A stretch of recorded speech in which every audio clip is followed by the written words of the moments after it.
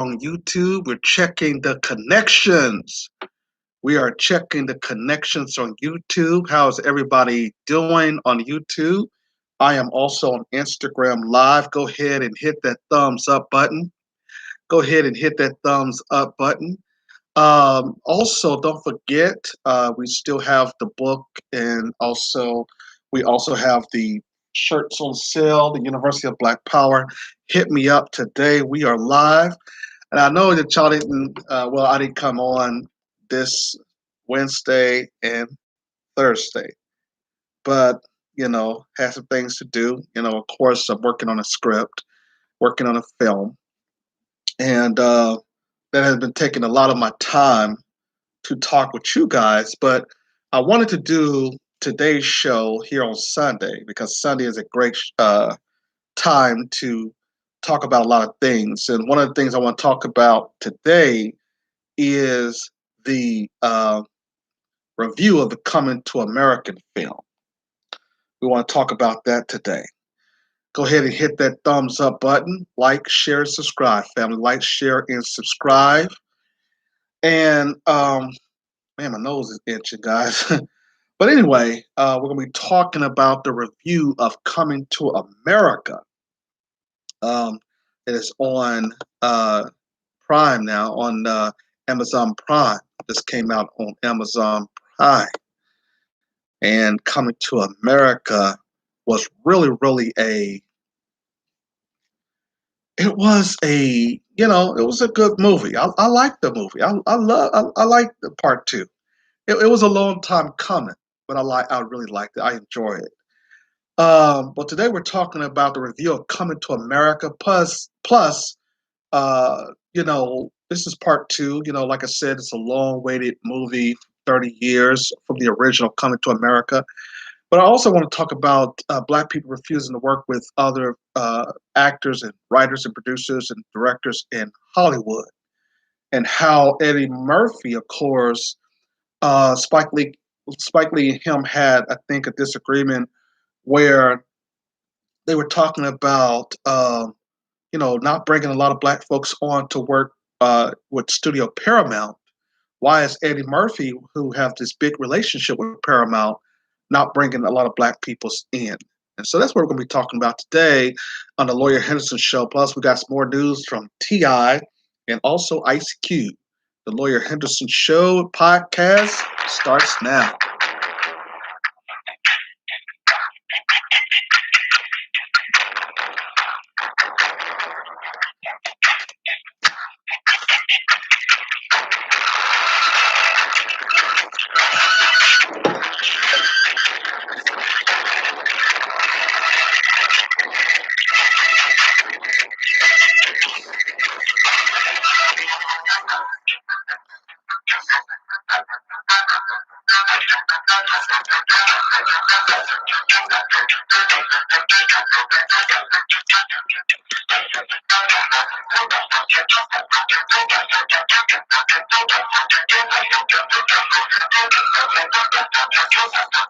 The number to call in is 516-418-5867.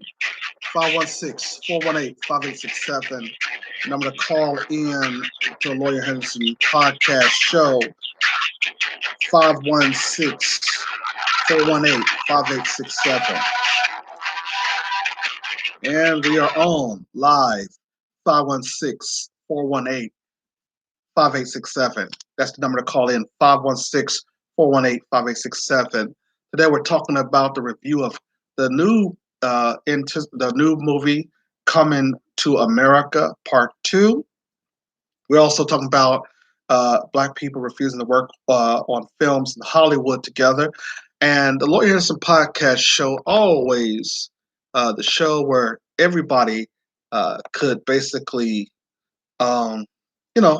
you can basically say, a lot of things, express your opinions on the Lawyer Henderson podcast show. We don't boot you out of the chat room for trolling, and that's what make us so dangerous to the white supremacists. They basically like, man, you got people who disagree with you, you should get them out of here, But anyway, we don't do that unless people are accusing, the host of something. Don't accuse the host of anything. Then that'll keep you here. So we're talking about, of course, the review to the Coming to America film. I just got finished watching it on Prime Amazon. And like I said before the introduction, I was basically working on screenplay myself because we've been trying to get my film Davion and Michaela completed. And there's a book to it as well.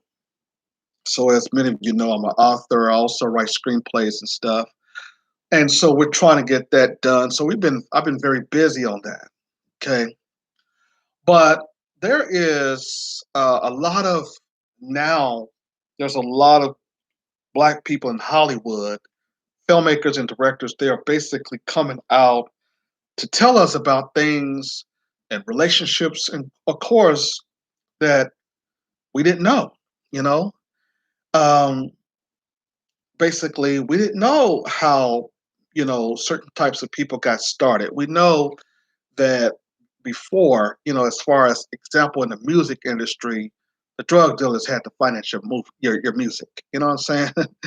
You easy had to finance his studio, his music studio, his record label with drug money. You see, the black producer had to rely upon the drugs, the gang members, and all of the drug pushers in the city most of the time. Now in Hollywood, there was a different type of situation as well, where basically you had in the '80s, you had Spike Lee and you had Eddie Murphy. Okay, Spike Lee, Eddie Murphy. You had two of your greatest actor and director chopping up game. But I just got finished listening to Arsenio Hall when he's doing an interview with Charlemagne the God, and he pointed out how him and Eddie Murphy were good friends, and they have always been great friends and stuff. But Spike Lee basically brought up a point, as he's always been controversial in the industry. Say he's not real controversial in a sense of black, uh, in the sense of what we call pro-black. But he was always asking questions that may have shooken people up in certain types of, in the industry. You may have, people like, you know, white people in the industry that thought certain things were offensive that he basically were producing or what he said or things of that nature. But we had Eddie Murphy and Spike Lee in the 1990s, or I'm sorry, the early 80s, disagreeing with the fact that he did not bring a lot of people on to talk with producers of Paramount about bringing more black actors into the film, into the industry. How well we know that Eddie Murphy had brought a lot of people on into the films. You understand? The same criticism that we saw our brother Clifton Powell. Clifton Powell said, listen, he was just joking about calling out Spike Lee, saying that he was going to kick his punk ass. And and our brother Clifton Powell finally broke it down on Comedy Hype. It was like, no, I wasn't threatening Spike Lee. He was just trying to make a point that Tyler Perry may have to put on those dresses in order to build this conglomerate studio, you see. But see, this is the thing, though. But Eddie Murphy had a lot of things that he could have done, though. Eddie Murphy been having a relationship with Paramount Pictures for a very long time, and now you see Tyler Perry with that same relationship. And we've seen, of course, Eddie Murphy bringing a lot of people in. Like even in the film, I just got finished watching Coming to America. He had your old school R&B singers, Salt and Pepper, I think it was. He had Gladys Knight in there in the film, and they switched up the lyrics. You know what I'm saying? With the Midnight Train to Georgia. I think they used the name of the country in the film, but it brought back this this relationship that Black people had in the '80s, where you remember who put people on. You understand? You remember who put people on in the business. You see, it was the kind of feeling that when Arsenio Hall did this interview with Charlemagne the God, I just got finished watching. It was so much in the sense of saying, here is Black love on the big screen, but behind closed doors, Black people were working together. But Eddie Murphy did bring a lot of people on, but Eddie Murphy had the power, though, to build a Tyler Perry Studios. Instead of having 10 kids, I believe, and I'm glad, I mean, I'm not saying he shouldn't, they're here now. But I think that it was be more better than Eddie Murphy, you know, saying, let me just leave well, he have a production company, but let's just leave a studio here, just like Tyler Perry did, so that Black people can continue to work on art, so that we can control our imagery in the business. Many people forgot that it was finally revealed. I think it was already revealed, but I think they just now still brought it up for those people that didn't know that Eddie Murphy was basically forced to cast Louis Anderson in Coming to America. You see, Paramount was these white boys like to basically say, I think they always like to bring their generic white comedy guys in who they think is funny. Okay, Louis Anderson was not a comic. He's not funny in a sense, but he's the white character that we grew up on in the 1980s and 90s. We grew up on Louis Anderson and we knew him because he was brought on with around these Black people who had done acting as well. You see, we didn't get accustomed to Louis Anderson until Eddie Murphy brought him on to play in his film, the original Coming to America. See, the white boys at Paramount was saying when you got to bring in some white character. Let's not make this an all entire Black movie. And white people still think that there's a threat to them to stay. That's the problem then, that if Tyler Perry could not do that, that's the reason why his relationship was at the end of his relationship coming in with Paramount Pictures. Paramount has a history of basically saying, I don't want an all Black cast. See, Lionsgate didn't mind. As long as Tyler brought in the money, Lionsgate was like, I don't care if you use a all Black cast. I don't give a damn about that, as long as you break in the money. And our deal together is 50-50. You understand?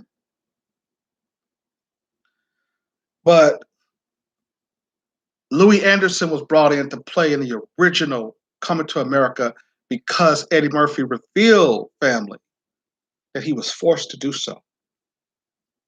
That's the reason why he told Spike Lee, he said, listen, if I went into the room and talked to these executives over there at Paramount, they would just throw me the hell out of the office.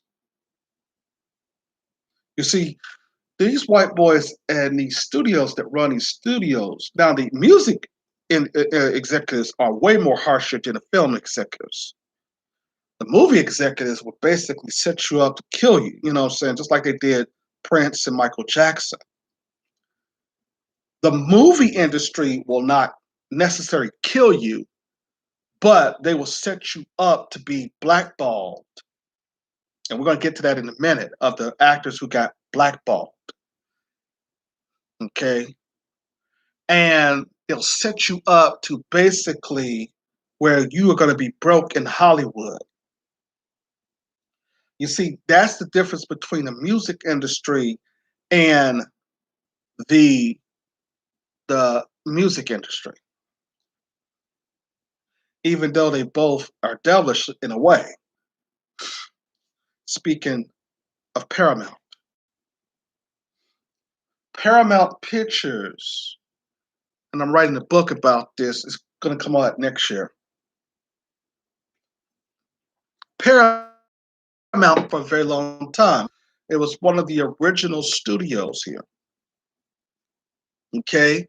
And back in the 80s, that relationship that Eddie Murphy did when he did the stand up comedy, when he did Raw and all these other types of stand up, got the attention of Paramount Pictures to start making movies. And that's the reason why we grew up as youngsters like myself. We grew up watching Beverly Hill Cop or 48 Hours. We grew up watching a lot of Eddie Murphy movies. Eddie Murphy was a star at the age of 20 something years old. He was a star already. And so he became a household name and built this relationship with Paramount Pictures. But the problem, though, is that he never got to the purpose, in our opinion, just like a Tyler Perry did. When Tyler Perry, branched out to build his own studio, could pretty much do anything he wanted. But he chose to still get in that dress because he knows that the white boys are saying, listen, that Medill stuff is selling. We still need you to do that every now and then. You understand? But why was Eddie Murphy forced? Why was he forced to? I don't know, why was he forced to put Louis Anderson? See, like I said, it harkens back to what I was saying. White people like to put their generic comics in the films and stuff like that are not really funny. You know, they like to put people who really funny to add them on to the equations to try to get them some type of some type of job in Hollywood. These are not people who are funny. But we still, because of Eddie Murphy and because of other black celebrities, we knew who Louis Anderson was. You understand? But we had to look at it with a grain of salt. We had to look at it the fact that Louis Anderson was basically, like I said, very basic.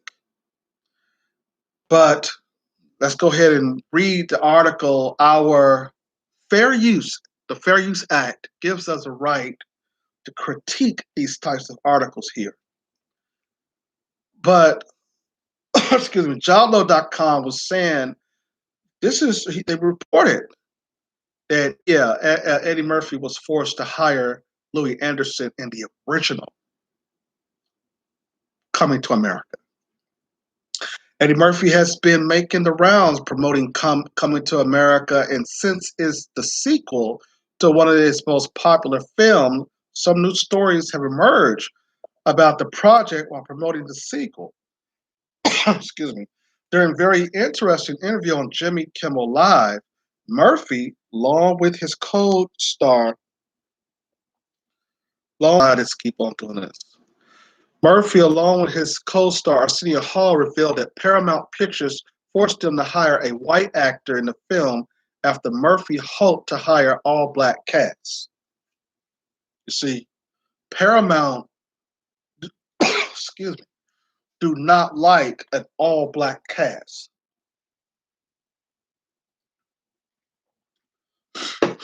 Paramount has a history of saying, "No, I don't care what you've done at Lionsgate or you know, talking to Tyler Perry and all these others, and talking to our brother Eddie Murphy, you're not going to have an all-black cast. Period." Murphy and Hall said that Paramount Pictures gave them three names to choose from, and Louis Anderson was on the list. Anderson played the character of Maurice in Coming to America, who is one of Prince Akeem Murphy and Simi's Hall co-workers at the fast food restaurant McDowell's. Maurice was originally intended to be played by a black actor, and the duo went on to explain why Anderson was ultimately cast. As Hall puts it, "I love Louis, but I think we were forced to put Louis in." Dang. "We were forced to put in a white person." Eddie Murphy eventually went on to back up Hall's claim. You see, and this is the problem with Paramount. When they were under leadership of Brad Gray, Paramount was going downhill at that point as well. You understand? See, with Sherry Langston, Paramount, because of you had Blockbuster and all these others, Paramount was doing incredibly good, okay, under Sherry Langston. In fact, like I said, a book that I'm coming out with talks about the industry a little bit deeper and stuff like that. But you had Eddie Murphy here and Arsenio Hall telling us that they were forced to do this, you know. And like I said, you know, if he had other white characters, of course, and I think I guess Louis Anderson was one of the best one they could put in. I don't know who the other white characters was, but I'm thinking that is that this industry keep on suggesting that we just cannot be successful in Hollywood with an all black cast. And you have to ask Paramount, what's the point? The article goes on to say they were like, there has to be a white person in the movie. I was like, what? So who was the funniest white guy around? And we knew Louis was cool, so that's how Louis got into the movie. Hall continues the story by saying Paramount Pictures was pretty adamant about the notion and gave them a list of actors to choose from. You see, they never ever have done that to a white all-star cast. They don't go up there and tell George Lucas as a director is it George Lucas? Yeah, they don't tell George Lucas as director, you're going to cast, you're going to put two or three black people in your film. In the original Star Wars, you have to ask the question about why there was no black actors there. Amos Wilson talked that when the white man look in the future, he does not see a black man there. They use animals and other creatures.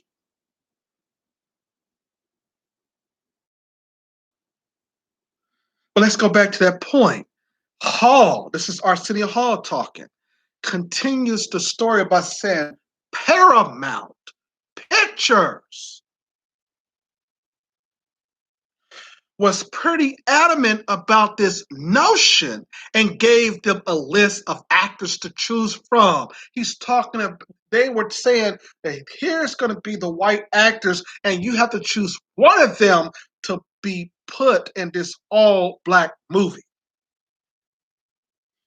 This was the insinuation and the threat to say if you niggas don't put a white person in the film, well, we're not going to make it, and it's not going to be distributed and released. You can find another studio. Despite that Eddie Murphy was becoming popular at that time. The article goes on to say, though, that despite how it all sounds, the duo seems to have no problem that Anderson ended up in the film, and they're obviously all friends. Murphy, Hall, and Anderson came up around the same time on stand-up circuit. That's why. When put in position to choose Anderson, things are certainly still good all these years later because Anderson is back as Maurice in Coming to America, where he was apparently still be working at McDowell's, but its relocated location in Zamunda. Murphy and Hall were just trying to point out that the intention was to have an all black cast, and executives at Paramount Pictures push back on that ideal, which is how Anderson ended up in the film. You see what I'm saying? White boys are always wanting you to whiten stuff up. You see, an all black movie threatens them. See, these were the old, your real extreme rich white supremacists that makes the decisions at your studios. People who are never going to give me a distribution relationship, of course, because I have to call them out, you see. Now, what do you mean by that, lawyer? Well, let's talk about it. If they had to then choose from a list of actors who are white to play in the original in the original Coming to America film, that is white people dictating to you that we do not want to see an all nigger cast. Bottom line. Never mind that the director is white. Never mind that most of the people that is on the set doing the film and the production of the film is white. Oh, no, no, no, no, no. You're going to also add white people in the movie, at least one. So you niggas go and huddle between each other and decide who is going to be that white person. That's what they told them at the studio. That's what Paramount said. We're going to get into Spike Lee here in a minute. Because, see, all the drama came in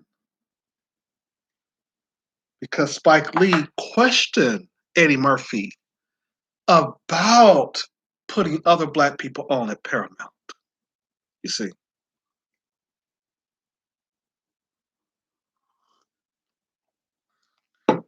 So what they said that Murphy and Hall were just trying to point out that the intention was to have an all black cast and executives at Paramount Pictures push back on that ideal, which is how Anderson ended up in the film. You see, Louis Anderson was not a funny person.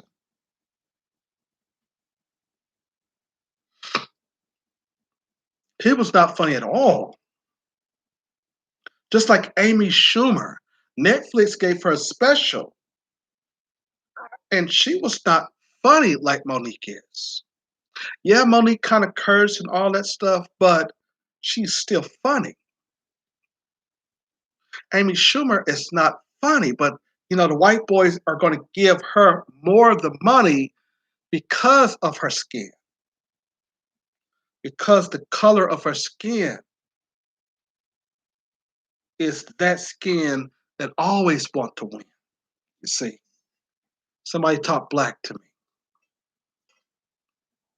The article goes on to write, though, that directed by Craig Brewer, Coming to America finds Akeem Murphy learning that he has a long lost son in the United States, and now he must return to America to meet the unlikely heir to the throne of Zamunda, penned by Kenya Barris, Barry W. Blostein, and David Sheffield, which was a story by Bostine, David Sheffield, and Justin Canoe. The film also starred Arsenio Hall, James Earl Jones, Sherry Headley, Louis Anderson, John Amos, Wesley Snipes, Leslie Jones, Tracy Morgan, Jermaine Fowler, Bella Murphy, Rotimi, Kiki Lane. Ooh, Kiki Lane, so dark skinned, beautiful. Man, that Kiki Lane. Mm, mm, mm, mm.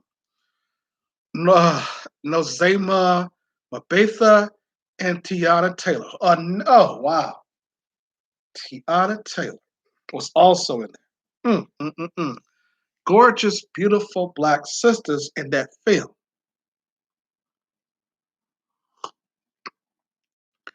But this is my first time. I looked at this what's her name? This Kiki Lane. I didn't know that. I didn't know all the things she was doing. Obviously, she was just starting out acting, but she did good in this film. I mean, the film itself was so good. It started out. You know what I'm saying? The daughters, I don't want to give the whole thing away, but they all kicked their father's tail. And the daughters knew, I guess they had to really practice this fighting technique. I think it did probably take a long time, but man, you never seen no black women in no, just kung fu fighting and flipping just like they were, Bruce Lee and stuff. I'm like, whoa. So that was really some great thought into this. You understand? Now, we know that the white Jewish people basically they have the money to finance these projects and these productions. But the problem becomes when they start to basically tell us how the story should go. I think that it was okay, and I think it was basically a film that people were going to enjoy. It was funny. The film was funny. And so when we talked there about the original Coming to America, that was funny too. The original Coming to America was funny. And you had also now the sequel 30 years later. See, in my opinion, there should have already been a sequel. This should have been part three. Because then you would have had uh, James Earl Jones still there, and you would have had the storyline that they had just released now already. And then the third film would have been that James Earl Jones passes away, and then Eddie Murphy character becomes the king. You understand? But it's just taken back that they had a beautiful cast. They brought back a lot of things that we grew up on in the early '80s and stuff like that. That was very phenomenal. But the problem become when the studio suggests that this white actor has to be in there. They don't really give them the answer as to just why Louis Anderson has to be there. Okay, he's the only white person in the film, and it don't make sense. It's like he's working down from a McDonald's in Queens to a McDonald's in Zabula, or however you pronounce it. It just didn't make sense.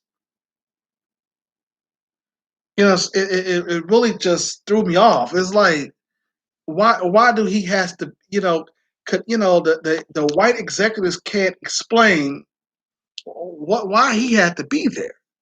It didn't make sense, and it didn't make sense in the original film. But I digress. Here's the thing that I want to also talk about as far as the Coming to American film. Okay. So like I said, they had good choreography. They had great singing, great dancing. The storyline was very, very good. Man, they had a great storyline. Of course, you're going to have your stereotypes. They had this dude come in. He's basically supposed to be living in Queens, he in the ghetto.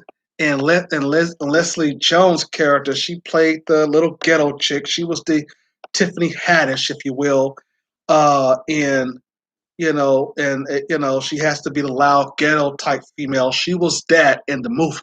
Leslie Jones was. And then instead of having, like they did in part one of the film, of having the females, I'm saying, clean off Johannes' penis in like the first original, Leslie Jones' character got a chance to get her little, her vagina, I'm saying, washed or clean or ate or whatever it was. It was like, wow. What I'm saying? I guess the Me Too movement is not going to talk about that. I hope not.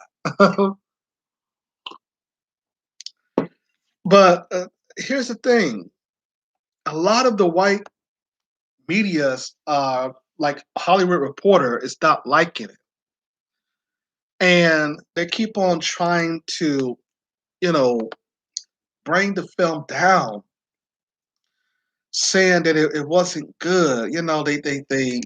If you look at the film, it was great. And then one of the biggest surprise in the project was Rick Ross, who will stay here in Atlanta. I mean, his role, his scene in there. I didn't know Rick Ross could act like that, man. Rick Ross was good.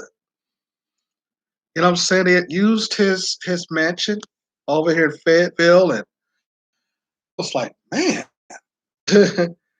Rick Ross, and they had black ass Wesley Snipes. No, Wesley Snipes is okay, yeah, but he been trying to get a lot of white women. But you know, they had Wesley Snipes in there. I hate that gas Wesley Snipes. But the story though was good. Now, will they be able to get an Oscar? Okay, look at this. Because they had so many people in the film that deserve an Oscar for original, like supporting actor, original screenplay, Oscar for the fashion. The article from Roger Ebert goes on to say here that in 2019, Ruth E. Carter won an Oscar for creating the fashion of Wakanda. It's only fitting she would follow by the tightening her stitches on the attire of Zamunda, the other beloved cinematic African paradise from the scene in 1980s Coming to America. Under her masterful guidance, everyone in the Coming to American looks spectacular, from the soon-to-be king, Prince Akeem, Eddie Murphy, to the rose petal throwing women, once again led by Garcelle Brivas. Bruvis. I don't know how to pronounce her name for nothing. But anyway, she was in the film, and man, the only thing I didn't like is they had Vanessa Bell Calloway still hopping and jumping around. I'm like, she's still doing the same thing. It's like I was just like, okay, after 30 years, she's still hopping and jumping around. I didn't. I was like, wow, that's crazy. I would think that she would have also married inside the family or became somebody, something. But they had her doing the crazy stuff in the film, and she has so much potential as an actress. I mean, look at have a lot of stuff she's played in. But yeah, they had her come in a few times with the barking like a dog type. I just like, okay. But overall, the film was good here. Okay. And Sherry Headley, she just still looked, gorgeous. She still looked beautiful. Um, but Arsenio Hall was interviewing with Charlamagne the God. Like I said, I didn't, they basically were talking about things that we didn't really know about their relationship, Eddie Murphy and Arsenio Hall's relationship. And it's kind of funny like that sometimes because Arsenio Hall don't have as much money as Eddie Murphy, and they talked about that.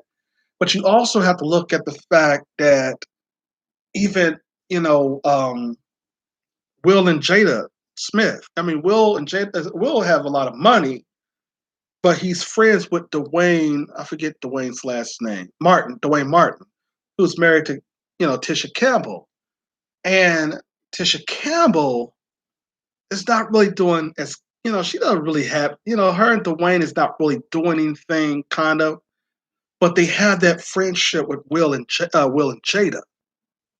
You understand? It was kind of like that moment. It was kind of like understanding the relationships of how they continue to be friends, even though they're not on quote unquote, in my opinion, have the same money together, the same amount of money, but they know each other, and that's what it was all about. Okay. Um,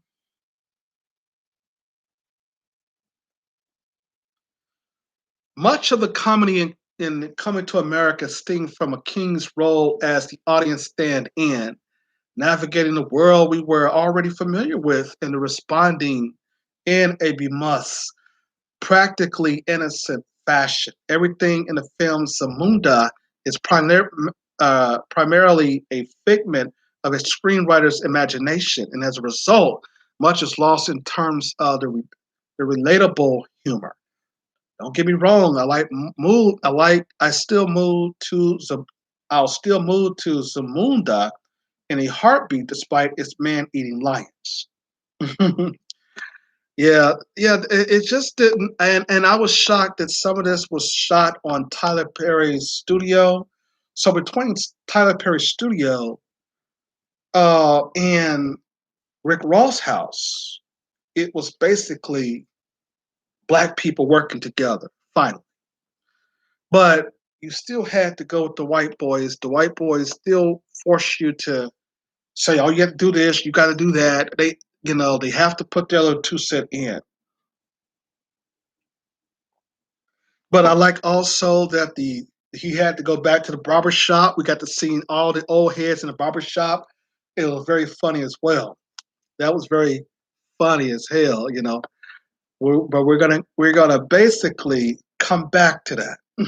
We're gonna come back to Eddie Murphy in this film that he did. It was Coming to America. We're going to come back to this. Is really, really good. A great review. Okay. We're going to come back to that. um, and did y'all hear that, Marvel Studios is going to be taking T.I., removing T.I. away from the film Ant-Man 3 because of the sexual allegations against him and his wife or ex-wife or whatever. They're trying to basically blackball Ti right now. They got their shea butter Twitters out there. They got their, your Me Too women out there. They got, Tarana Burke. She's gonna be, they brought her back out there again. And also Ice Cube is demanding that Warner Brothers release the rights to Friday films since they won't produce another sequel. So we've already seen 3 Friday films from Ice Cube in Friday, but he wants a sequel. And so I guess Warner Brothers is saying, no, I think the 3 films is basically what we should keep. No, I don't want this, just let it go. So Ice Cube is out there demanding that he get the rights to uh so we remember though how Hollywood had blacklisted certain types of actors. Of course, they had blackballed Monique. She was blackballed. They had said that she was being difficult to work with. A lot of actors get blackballed for being difficult to work with. Okay, a lot of actors get blackballed for being difficult. But it says that Monique was blacklisted because she reported refused to play the game. Okay, remember we did a story about this. After winning an Oscar for Best Supporting Actress for her performance in Precious, Monique found herself unable to work again. The actress received a call from Precious director Lee Daniels, who informed her that she had been blackballed. Daniels also issued a statement to the Hollywood Reporter saying, Monique is a creative force to be reckoned with. Her demands through Precious were not always in line with the campaign. This source her relationship, I'm sorry, this soured her relationship with with the Hollywood community. I considered her a friend. So they blackballed Monique. There are certain types of things that if you don't do in Hollywood, they'll blackball you. They want you to do a lot of stuff, a lot of promotions without being paid. And that was one of the things that Monique had a problem with. She was basically, see, when she had her white manager would give her these little skinny little deals. And of course, she was able to eat and stuff, but I guess he was basically wanting her to just, take any old thing that came her way. And so when she basically decided to let her husband Sidney become her manager, they started to negotiate heavily. And you basically don't really want that to happen because, of course, they're going to say, well, your husband and you are being difficult and we're not going to work with them. And they don't have to work with you. Of course, they don't. But yeah, they said that she got blackballed and stuff. And now she's, I think, working with some independent filmmakers now. Okay. So yeah, she basically was blackballed. They tried to say that Mel Gibson was blackballed, but Mel Gibson have his own money. He can basically go out there. He was still doing a lot of things. They said that because of his bizarre behavior, but Mel Gibson, he financed the Passion of the Christ by himself. He didn't need no money. But when he started to talk about the Jews and say F Jews and all this stuff, they blackballed him. The veteran actor Mel Gibson had a long established a reputation for being controversial. Several years ago, Gibson was arrested on DUI charges in California while he was being taken out of his car. Gibson uttered the racial slur, effing Jews. The Jews are responsible for all the wars in the world. This caused Gibson to fall out of favor from his fans in the industry. Later on in 2010, Gibson was also caught making a racial tirade on tape and delivering a death threat to his ex-girlfriend. After that, Gibson was essentially kicked out of Hollywood. But you see, I don't think that Mel Gibson was really kicked out of Hollywood though. You know what I mean? Because I still see Mel Gibson playing a lot of stuff. You see, Mel Gibson was able to finance, like I said earlier, his own films. Okay, I mean, he was not really. I mean, you might not have the white media talking about him that much, but Gibson was really still doing his own thing, literally. Another one they said got blackballed in Hollywood is Bill Cosby. Of course, as we know that, they said Bill Cosby was shunned from Hollywood after his scandal emerged, which we know that this white lady lied. After Bill Cosby was well-respected figure who fell from grace after his dark side emerged. And the past, Cosby was even known as America's dad. However, his reputation changed after several women came forward and accused the actor of assault. Cosby was charged and found guilty in 2018, and he was sentenced to 10 years in prison. Now, here's the thing about this. We continue to look at this bogus and scandalous lie against Bill Cosby. The fact that only one white woman they were able to prove because all the statutes of limitations have ran out. Remember, I did my commentary on Cuba Gooding Jr., and we'll get in that in a minute. But they're trying to blackball him. But Bill Cosby, basically, there's some land, of course, that he's sitting on, or his wife, his family's sitting on, that they want him to remove away. And there was also some accusations from the late Dick Gregory that he was trying to buy NBC, that he had stake, that he was trying to buy some stake in NBC. He would have basically been the majority owner in the company. You know, when you buy a lot, when you're a public company in the stock market, all you have to do is just buy enough shares, and you have more of the pool and the power of the board. You know, the corporations and white folks don't like that. They don't want no Negro running or being the majority of anything. Okay. So they had blackballed Bill Cosby. But here's the interesting thing about Bill Cosby. Bill Cosby said he's innocent and he'd rather stay in jail to prove it and not take a plea bargain or any kind of plea, you know, not say to the judge, okay, I'm going to admit this and then I get some type of break. You know what I'm saying?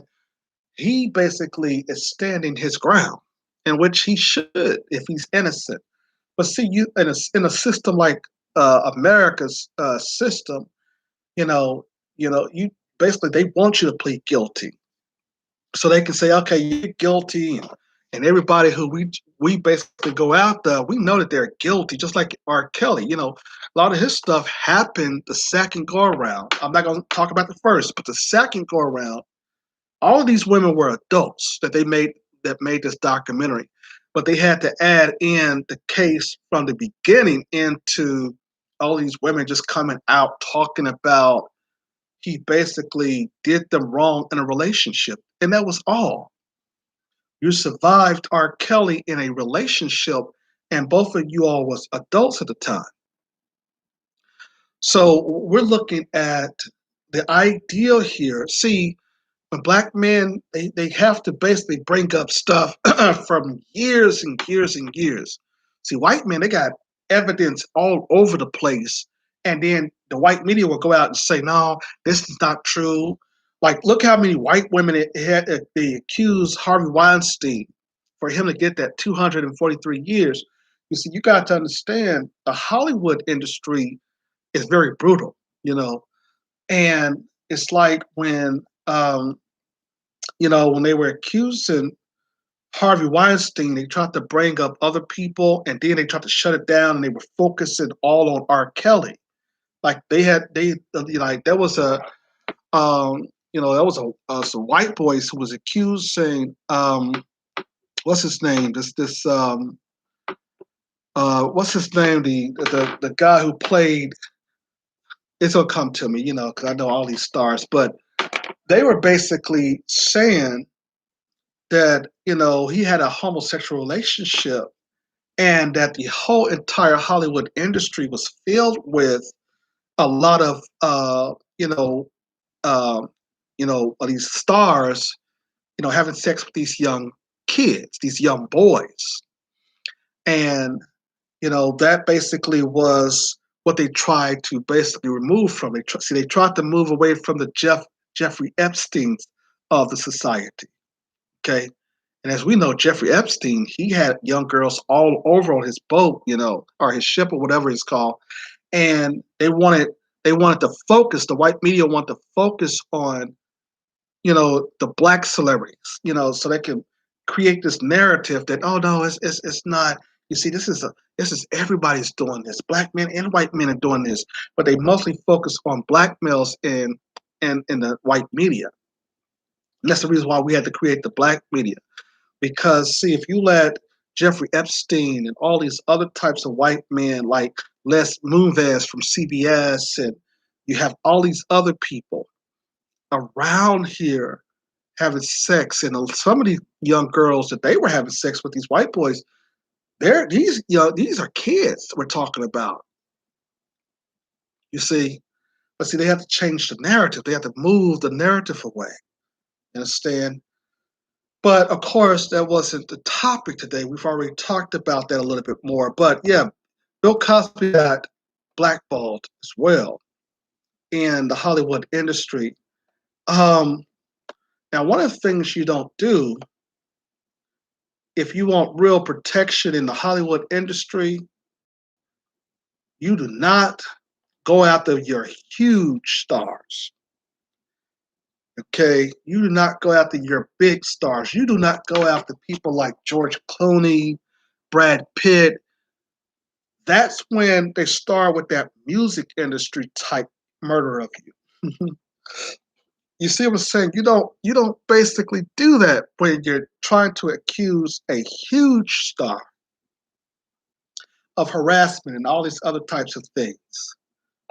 Now, this woman, this remember this Vanessa Marquez allegedly couldn't get any job after she was accused George Clooney of harassment. Now, you do not accuse George Clooney of harassment. George Clooney is at the top, top, top, top. This man knows all of your Hollywood executives.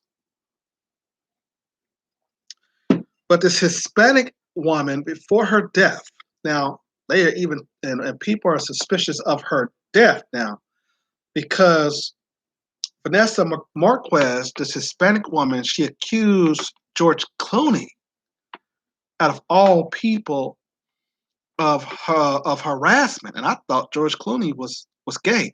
But here's the thing: this woman was working on the set of ER. You understand? And before you know it, all of a sudden they said that she got hit with a car or something like that. You're like, whoa. Yeah, whoa. Came and just ran her over with the car. Now, it could have been an accident. It could have been. I'm not gonna say it wasn't, but look, let's read the article here. TheTalko.com.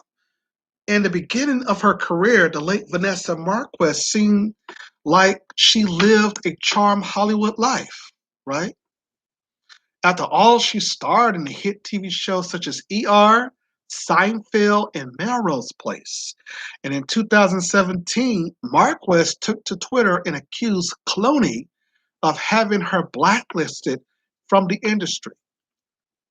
The since deleted tweet read, Clooney helped blacklist me when I spoke up harassment on ER. Women who don't play the game lose career. I did. Tragically, Marquez passed away in 2018 after, oh no, I'm sorry, she was shot by police. I thought she was ran over by a car. I'm sorry. She was shot by police. A Hispanic woman playing on 3 popular television shows getting shot by police. Literally. See, Clooney probably knew the chief of the police. You know what I'm saying? He probably knew, that police are dirty. You know what I mean? You don't go around accusing somebody like George Clooney and Brad Pitt and all of your high profile Hollywood actors. Man, to blacklist George Clooney, the whole entire industry will fall at that point. You see, here's the thing. Okay, the problem here is that yes, he might have harassed her, but the thing is that your career is based upon relationships. A lot of people have harassed me about. I mean, criticize me about these independent films I'm trying to do, that's fine if you're criticizing me. Okay. I'm going to take my time to try to produce something, and probably something will happen. But publicly criticizing me, what I'm saying, I can say, hey, I can tell another filmmaker, don't work with that actor, right? That's blackball because now you basically criticizing somebody out front just because of some struggles. Here's the thing about this woman, Vanessa Marquez, very beautiful Hispanic chick, by the way. Her career was taken off in 2017 and in 2018. And she came from television shows that were very, very popular on TV. On TV, ER, Seinfeld, Melrose Place, like I said. But just a Hispanic woman getting shot and killed by the police, that's kind of unheard of. Okay? Now, you heard of a black man getting shot and killed by the police, but a Hispanic, beautiful, fine, attractive actress getting shot and killed by the police, come on. There's some questions there. Okay? But see, to be blackballed in Hollywood, like I said, you're going after Brad Pitt. You're going after George Clooney. You see, you need more women behind you. You see, Harvey Weinstein, there was a lot of women, that basically accused him. And he owned a production company. He wasn't a film studio, executive. He wasn't one of these big boys. And even though him and George Clooney had the same money, the problem though is that George Clooney is Hollywood. Harvey Weinstein basically started doing stupid stuff that caused him to get himself in trouble. You see, George Clooney was more smarter than that. You only got one woman accusing you. There's a difference there. You see, you had 91 women accusing you in Hollywood of sexual assault versus only one Hispanic woman accusing George Clooney. Okay, well let's go ahead and shoot her and get it over with. Ain't no other woman gonna do that. No, of course not. And George Clooney also spoke out, of course, against Harvey Weinstein. You see, but we're talking about 91 women who accused Harvey Weinstein. And so, therefore, this woman was very brave to basically come out on her own to do this. So she got not only blackballed, she got killed in the process. Because a lot of these Hollywood actors, a lot of your millionaires, all these people, they also go into these big time organizations. They all are part of the Council on Foreign Relations. They go to the Bilderberg Group and all these big old behind your closed doors parties and with these rich people who really control this country. They have dinner with these people. Okay, so they basically are friends. Their fathers was in the military with with each other, and so their uncles are the chief of police in Hollywood. Their dads is used to be the mayor of the city. You basically they have all of these law enforcement. The kin folks are members of the FBI. You understand? So when they have that kind of relationship within the industry, it doesn't take that much to basically order something on you. That's why you have to be very careful of who you accuse in the industry as well. You see, all these girls who have this Me Too stuff, it's okay. It's okay for them to come out and say, "Oh, I've been harassed," but you have to also be very careful as well. Ashley Judge blames her lack of projects on Harvey Weinstein. Veteran actress Ashley Judd also fell out of favor from Hollywood after the disgraced Paramount's founder Harvey Weinstein allegedly had the star blacklisted. Lord of the Rings director Peter Jackson testified that the Paramount smear campaign in full swing affected his decision to overlook Jude for her potential roles in his movies. According to Fortune, Jackson admitted to removing Judd and Servino from his casting list as a direct result of speaking with Weinstein. You see, I like the fact that these white women and Hollywood play games with their men, you know, and a lot of times that's very interesting. You see, because of the fact they play very good games with their men in a sense. At one point, you know what I'm saying? She can basically say, "Oh, a black man, some nigger came and raped me, and blah blah blah. They came and raped me. What are you gonna do about it?" And all these white men and the police, the FBI, and all them, they're ready to go out and to get that black dude, right? Okay, so now they're turning on this white man, one specific white guy that everybody is accusing to bring him down. And like I said earlier, look how many of these white women it take to just bring down this one white man. They didn't even want to arrest Harvey Weinstein. They didn't even want to. I mean, he, like I said, when they did his arraignment, he stayed in there for like 5 minutes, although he was found guilty later. But look at all the other white men who basically escaped. There's no way that a black man being accused of anything when it specifically comes from a white woman that he would basically just escape. Okay. So what the white media does is trying to give you only one example to the many of harassment that white men have been doing with against white women and black women as well in the industry.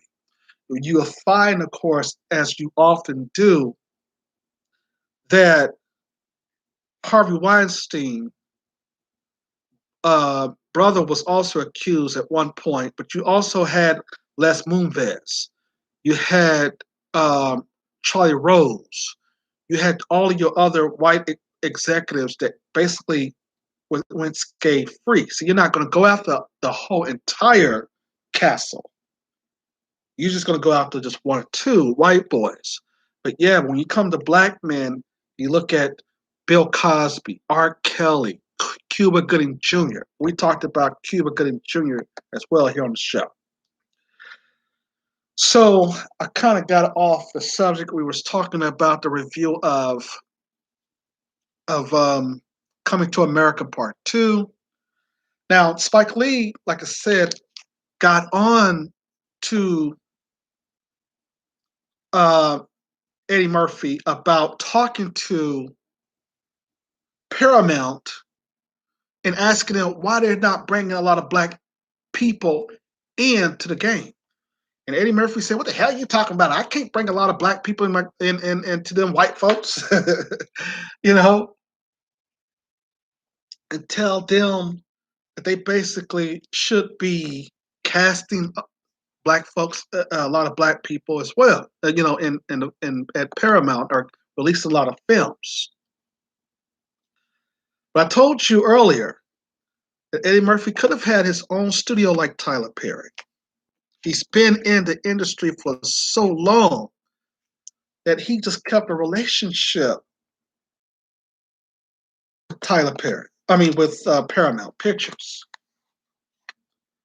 Something that you really, really want to do, but you want to also play a game like Tyler Perry did. See, we have directors in Hollywood who just basically wants relationship with the white studios. That's crazy.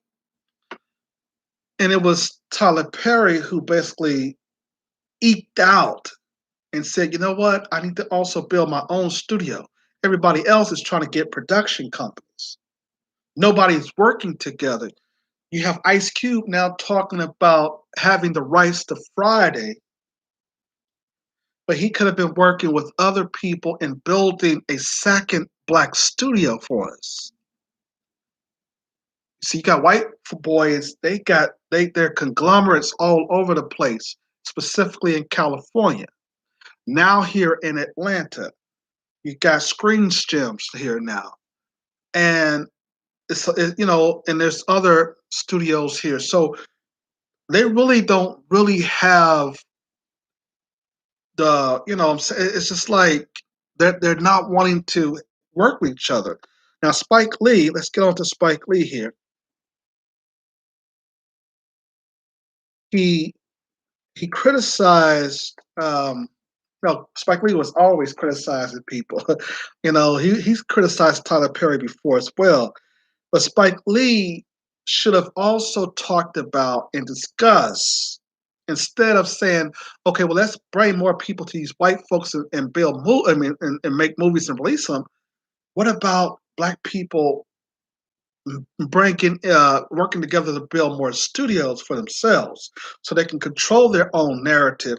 So Ice Cube wouldn't have to basically demand the rights from Friday, okay, like he's doing now. It is crazy for all these black folks to be in Hollywood and not do that.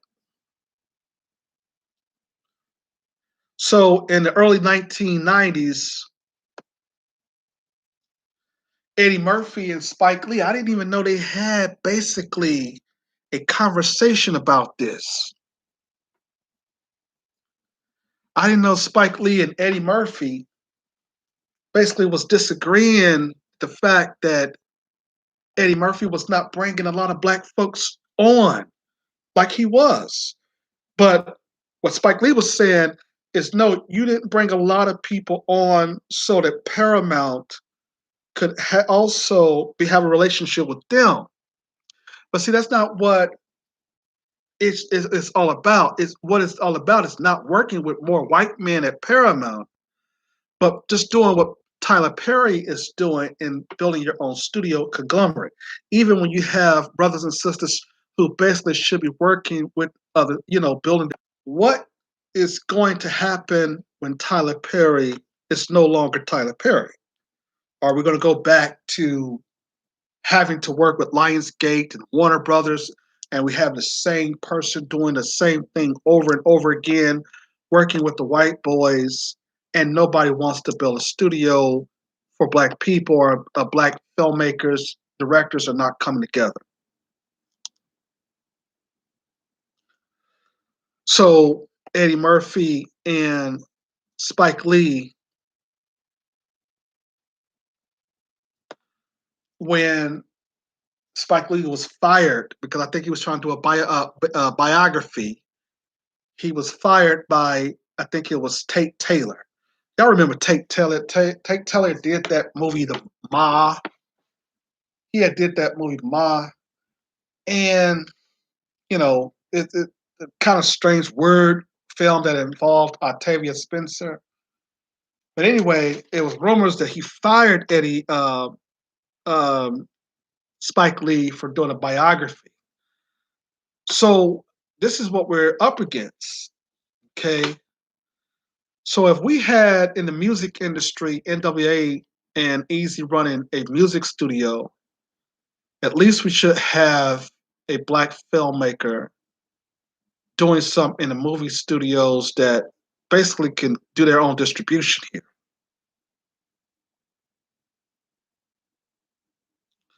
So Eddie Murphy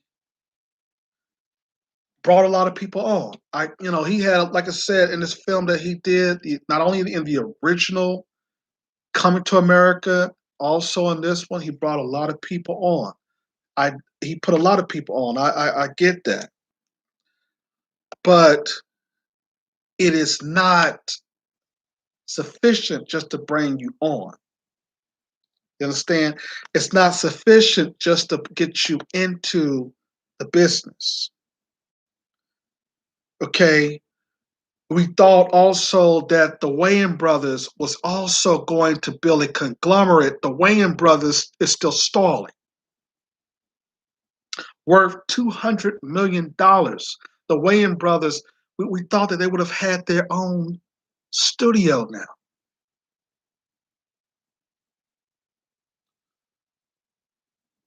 At $200 million, we thought that they were going to bring their own studio to us. Tyler Perry did it $500 million strong through Lionsgate. And then went over to Paramount and start working with BT and all these other people at Viacom. And the relationship of him now having a distributor is there. First time, though, in history of that happening.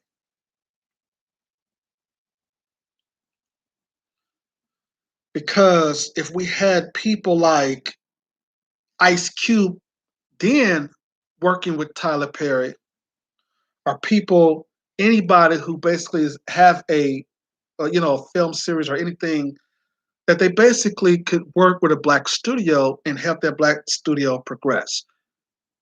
We're still working on that. And the question is why? Does it make sense? See, the white boys are able to go and build up Warner Brothers, Fox News.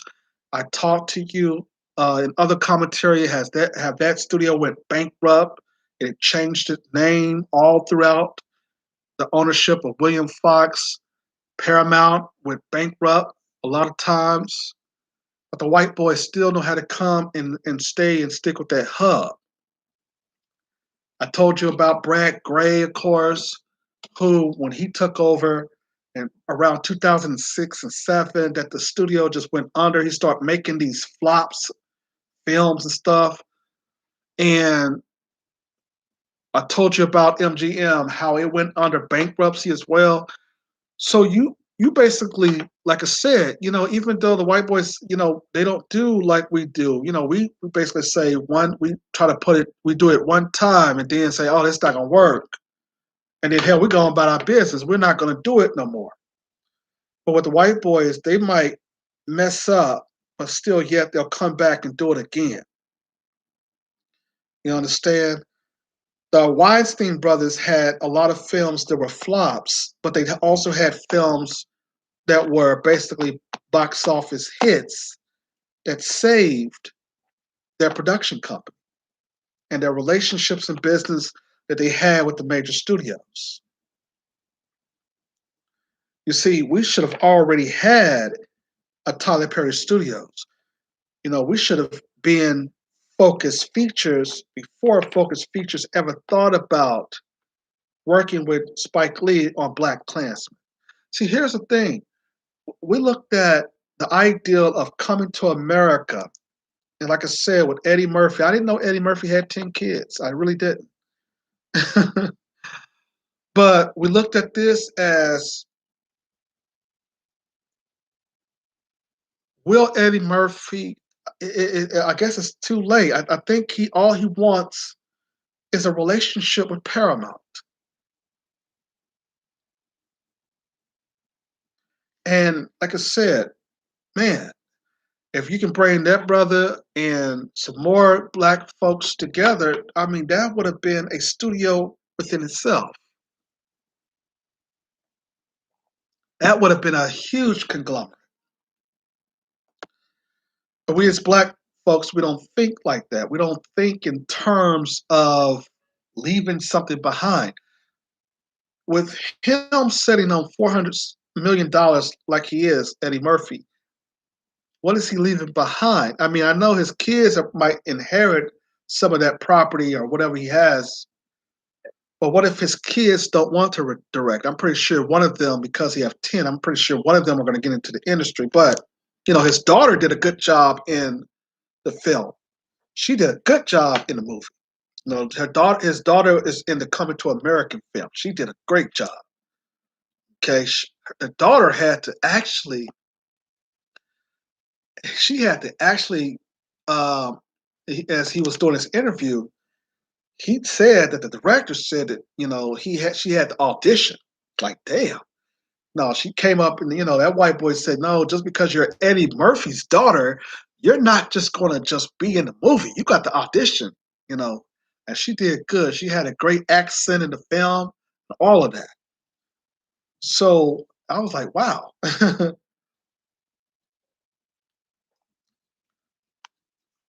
So the report though that we got, remember as we talked about that blackball, Lohan came out talking about she got blackballed. Listen, Lindsay Lohan. Let's read the article here. Lohan did incredibly well as a child star who played lead roles in several Disney movies. As she got older and evolved into the teen actress, however, Lohan became quite the controversial figure. For starters, she got in trouble with the law more than once. Moreover, she was also allegedly became unprofessional towards work. Morgan Creek Productions CEO James G. Robertson even chastised the actress for acting like a spoiled child on the set of Georgia Rule. Now, Lisa Lohan is trying to basically put herself out there talking about she got blackballed. Lisa Lohan, Lindsay Lohan is just basically too washed up. You're done. As a child star, you was good. There's a lot of child stars who just basically said, "Okay, yeah, y'all loved me back in the 1970s and 80s. I'm washed up now." This woman is washed up. She's basically been around for a long time. You know what I'm saying? She's kind of she's trying to put herself out there as being blackballed, but I don't think it's she's been blackballed. I just think that she's been used too many times, and she's just washed up. And her name had carried weight for a very long time, but it's just not working no more. You see, it is really, really not working for her no more, and she's trying to basically find some, find some reason as to why, she's been blackballed. Come on. Now, good thing for me though, as a filmmaker, I'm going to be able to use all of these actors who was in the Hollywood industry who's not working right now. That's good for me. I'm, they hear my number. I'm like, hey, what you working on? Come and give a cameo right now. Um, but anyway, yeah, a lot of these people basically claim that Harvey Weinstein blackballed them. What they're saying really is that Harvey Weinstein, since he's no longer a film studio producer, he's in jail now. These actors that basically was going to his hotel and getting work after they basically rubbed on his penis and all that, they now cannot basically find work because other producers are not trusting them. You see, as a woman, it's ideal for you to really think about reporting harassment. If it's happening, all do means report it to the police, fine.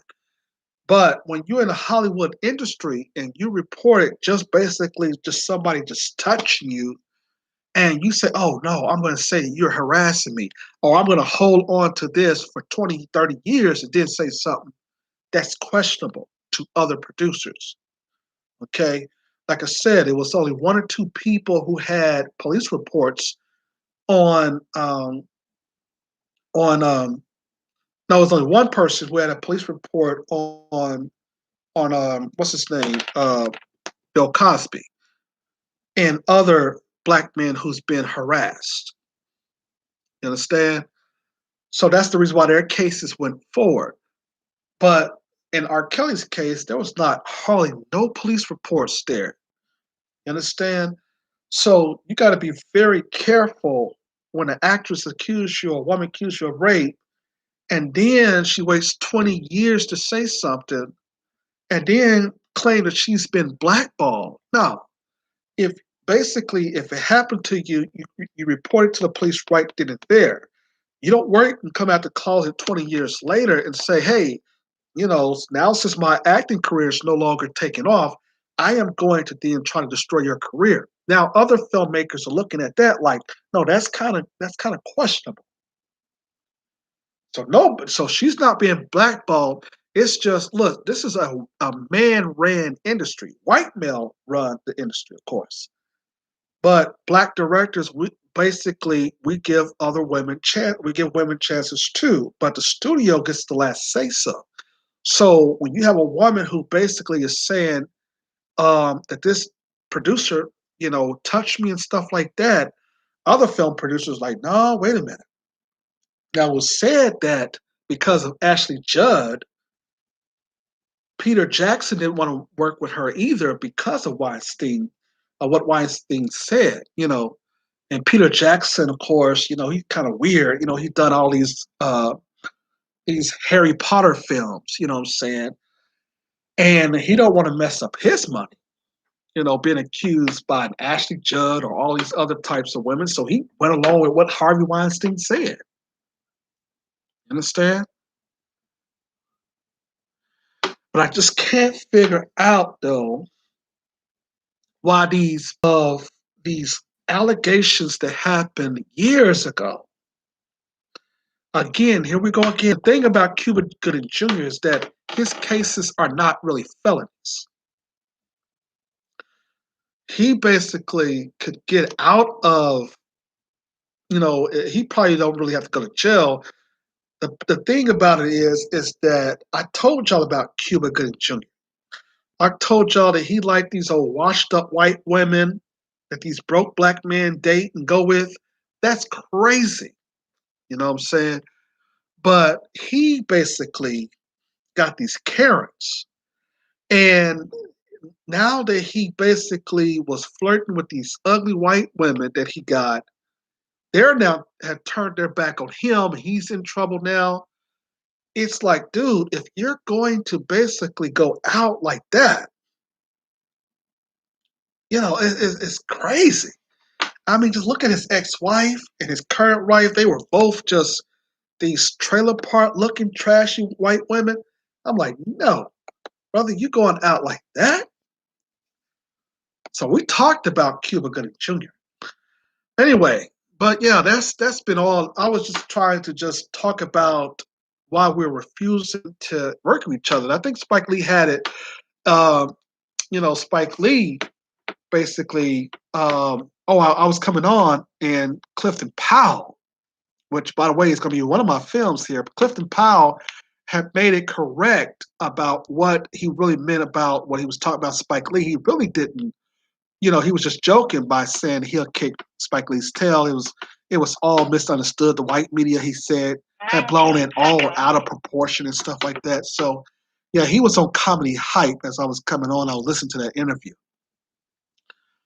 But yeah, we're going to be coming back on next Wednesday and Thursday and Sunday to bring you some more juicy news and also to start talking about other things. I'm basically trying to work on the script. Now I had to go back into editing this one project that I was working on called Denied Unemployment. So I'm going to bring some more scenes in and try to get that done. And then I have another film that we're working on. But my co-producer, he was talking to Clifton Powell as well. So Clifton Powell is now a friend of mine, believe it or not.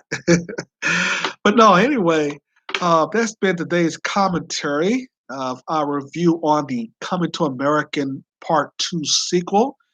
I am glad that you stayed up with me tonight. Join me on Wednesday, Thursday, and Friday with the Lawyer Henderson podcast show, where we are always talking and chopping it up with the community. I've been loving the podcast now. It's been going on for about, we've been on 6 seasons now. Let Blog Talk Radio say it, tell you. Anyway, we've been on for a while now on Lawyer Henderson TV on YouTube, on ScrewTube. Thanks for listening here.